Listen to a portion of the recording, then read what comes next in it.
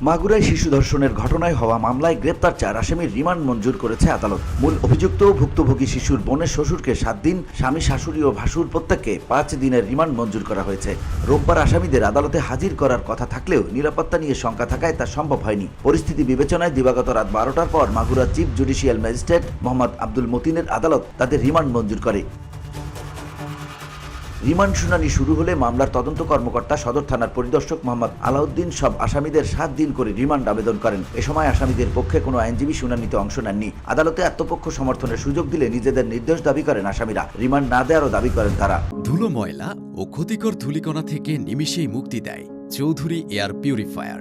এর শক্তিশালী সাকশন ঘরের কোনায় কোনায় লুকিয়ে থাকা সকল ধুলা টেনে ফিল্টার করে এবং বের করে আনে নির্মল ও স্বাস্থ্যকর হাওয়া।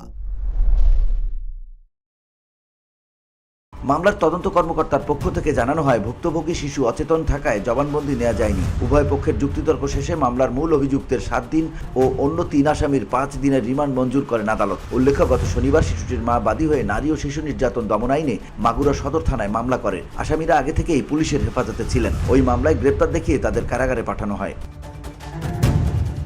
VOD Bangla news desk.